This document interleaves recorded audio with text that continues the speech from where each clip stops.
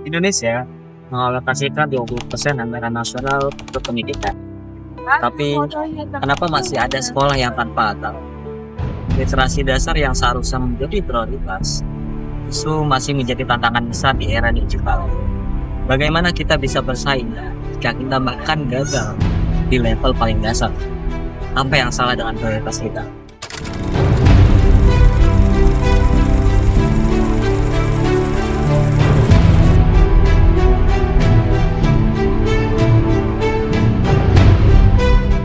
Keuangan Sri Mulyani Indrawati mengusulkan agar belanja wajib anggaran pendidikan sebesar 20% dari APBN dikaji ulang. Komisi 10 DPR RI minta mandatory spending anggaran pendidikan dapat tersalurkan sesuai amanat konstitusi, yaitu 20% dari APBN.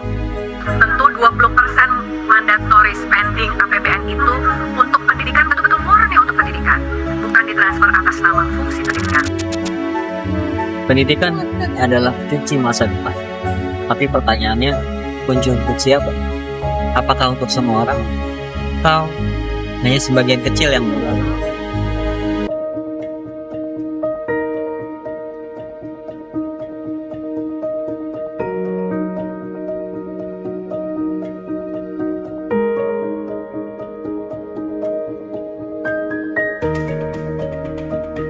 Pendidikan di Indonesia adalah orang pertama dalam menciptakan SDM yang berkualitas.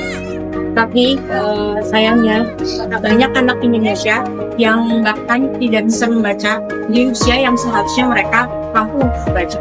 Menurut data BPS tahun 2023, tingkat literasi di daerah Papua hanya sebesar 60%. Disinilah ada yang salah. Tapi ini bukan hanya soal fasilitas.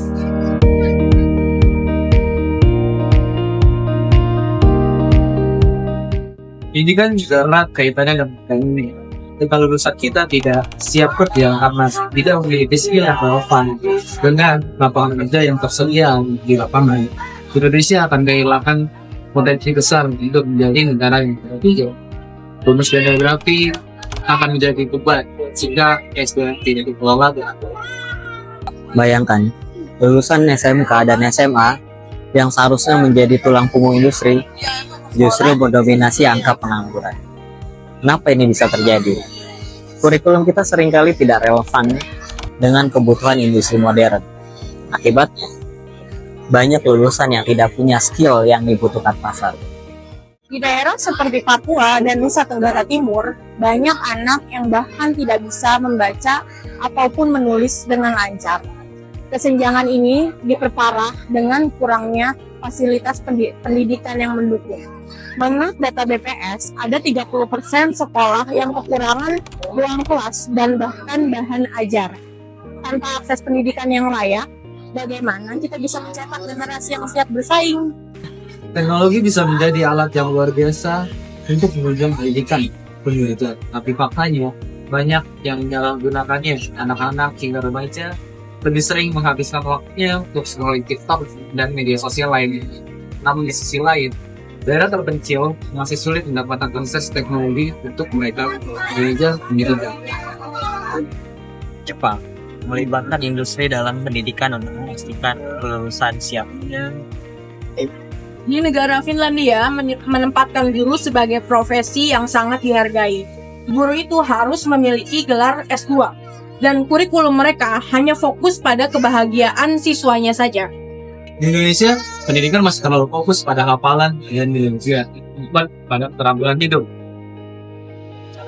Pendidikan harus direformasi. Kurikulum berbasis teknologi dan kewirausahaan bisa menjadi solusi untuk menciptakan SDM yang relevan dengan kebutuhan pasar. Peningkatan kualitas guru melalui pelatihan berkelanjutan adalah kunci utama. Tanpa guru yang kompeten, reformasi pendidikan hanya akan menjadi teori belaka. Indonesia punya peluang besar menjadi negara yang tapi ini hanya mungkin dengan SDM yang kompetitif dan siap bersaing. Pendidikan bukan hanya tugas sekolah, tapi tanggung jawab kita semua, pemerintah, masyarakat, dan juga pihak swasta. Jadi, mau sampai kapan kita biarkan SDM kita tertinggal? Mari kita. Oke, sekian kami dari kelompok 4. Semoga bermanfaat. Salam.